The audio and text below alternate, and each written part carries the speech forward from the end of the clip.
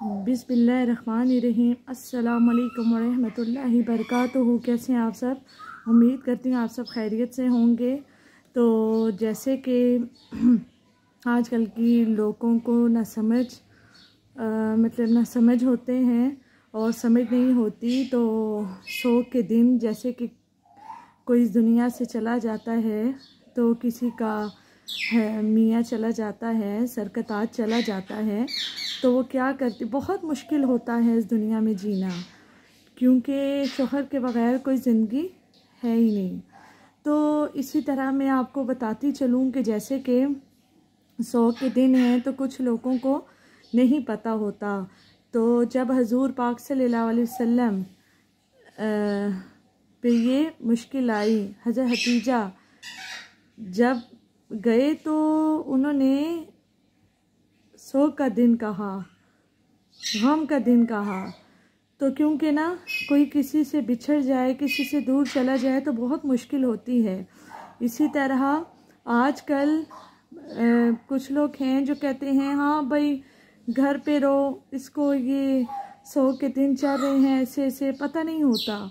तो ऐसा नहीं कि ये कुरान मजीद में है। देखें, मैं कौन होती हूँ, आप मेरी बात मानेंगे, लेकिन कुरान मजीद का तो कहना या कुरान मजीद का कहा हुआ वो तो सब मानेंगे ना। तो इसलिए जब किसी लड़की का हस्बैंड इस दुनिया से सरकताज चला जाता है तो उसके लिए 100 के दिन 3 दिन नहीं होते, 3 दिन नहीं होते, 4 महीने और 10 दिन का सोग होता है। 4 महीने और 10 दिन का सोग होता है, ये कुरान मजीद में है। और वैसे अगर भाई, वालिद, माँ, खलाएँ, फुप्पो, चाचा, ये सब लोग अगर चले जाएं तो वो फिर 3 दिन का, कुरान मजीद में है, 3 दिन का सोग होता है, 3 दिन में गम होता है। तो 3 दिन से ज़्यादा वो गम जायज़ नहीं है।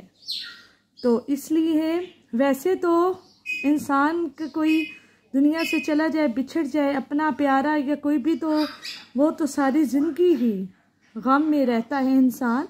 लेकिन कुरान मजीद का कहा हुआ है तो वो तो हमने उसको मानना है, हरगिज़ मानना है इंशाअल्लाह। तो हमने अपनी कई नस्लों को भी ये बताना है और सिखाना है।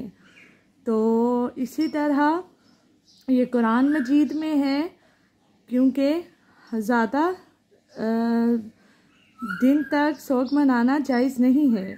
और अगर हाँ हस्बैंड, किसी का मियाँ, किसी का शोहर अगर चला जाए, अगर वो फौत हो जाता है तो औरत पे है कि वो 4 महीने और 10 दिन के लिए सोग रखे। और अगर किसी की माँ, बहन, भाई, वालिद, बेटा अगर चला जाए तो उसके लिए 3 दिन से ज़्यादा सोग जायज़ नहीं है। तो जैसे कि मौला अली अलैहिस्सलाम ने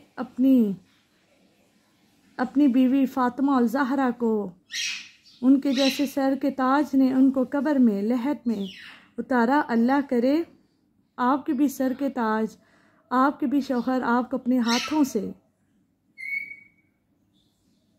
कब्र में उतारें, आमीन। तो अल्लाह आपके सबके सर के ताजों को और आपके हस्बैंड को, सबको लंबी ज़िंदगी दे। बहुत ये बुरा सोग होता है और अल्लाह उनको सलामत रखे। तो आज का बहुत प्यारा हदीस भी है और ये बहुत प्यारा बयान है मेरा कि जिन लोगों को नहीं पता होता तो इस पे अमल किया करें, दुआ में याद रखा करें। अल्लाह ना करे किसी को किसी से जुदाई मिले या किसी का कोई अपना दूर हो। तो दुआ में याद रखें, अल्लाह सबको ज़िंदगी अता करे, लंबी ज़िंदगी अता करे, खुशियों वाली, और अपने साथ हों, आमीन। दुआ में याद रखिएगा जी। जज़ाकल्लाह।